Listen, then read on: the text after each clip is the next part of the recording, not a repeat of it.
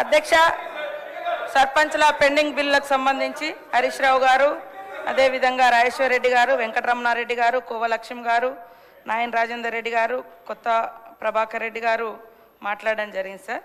వారు చెప్పినటువంటి వివిధ అంశాలను చూస్తే మేము వచ్చిన తర్వాత సర్పంచులు ఫిబ్రవరి నెలలో వాళ్ళ కాలం అయిపోయింది సార్. అప్పటి తర్వాత మళ్ళీ ఈ రాష్ట్ర ప్రభుత్వము కులగణన చేసి మరి మేమెంతో మాకంత రిజర్వేషన్ తీసుకురావాలనే ఉద్దేశంతో ఎలక్షన్స్ జరగకపోవడం మూలంగా కొద్దిగా గ్రామాలలో కొన్ని సమస్యలు అయితే ఉన్నమాట వాస్తవం.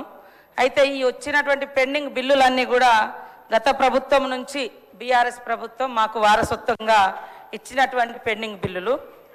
అయితే ఇవి లాస్ట్ ఏదో 1-2 years నుంచి కాదు సార్, 2014 నుంచి కూడా ఇట్లనే వస్తూ వచ్చింది. పెండింగ్ బిల్స్ నా దగ్గర ఉన్నాయి, కావాలంటే వాళ్ళకి ఆ స్టేట్మెంట్స్ కూడా ఇవ్వడం జరుగుతుంది అధ్యక్ష.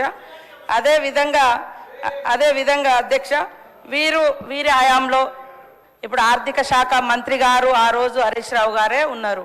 వారు ఇంత బాధపడుతున్నారు. మీ చేతిలో ఉండి ఇట్లా ఒక సంతకం పెట్టించుంటే ఆ రోజు అన్నీ క్లియర్ అయ్యేటి. మేము వచ్చినాక సర్పంచ్లో లేరు, సర్పంచ్ల బిల్లులు మా దగ్గర పెండింగ్ లేవు.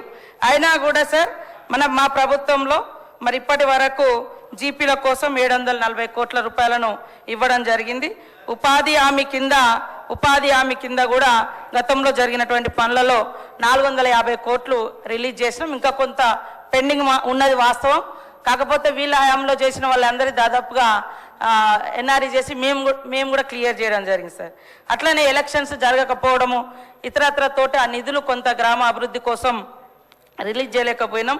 కేంద్ర ప్రభుత్వం 15వ ఆర్థిక సంఘం నిధులను విడుదల చేయలేదు సార్, అది కూడా కొద్దిగా ఎఫెక్ట్ ఉంది.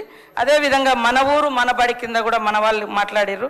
1100 కోట్ల రూపాయల పనులను గత ప్రభుత్వం చేస్తే మరి అవి 800 కోట్ల రూపాయలు పెండింగ్ ఉన్నటువంటి మాట కూడా వాస్తవం. ఇప్పుడు మేము అమ్మ ఆదర్శ పాఠశాలలతోటి పనులు చేయించడం జరుగుతూ ఉంది సార్. కాబట్టి ఈరోజు మరి మా కోవలక్ష్మి గారు ఎమ్మెల్యే గారు అన్నట్టుగా మేము చెల్లించమనలేదు, చెల్లిస్తాము. మీరు ఇచ్చిపోయినటువంటి వారసత్వం పెండింగ్ బిల్లులు, అప్పులు, ఆర్థిక వ్యవస్థ బాగలేదు కాబట్టి సర్దుబాటు చేస్తున్నాం, కొద్దిగా టైం అడుగుతున్నాం. కానీ మేము చెల్లించలేదు అని అనలేదు.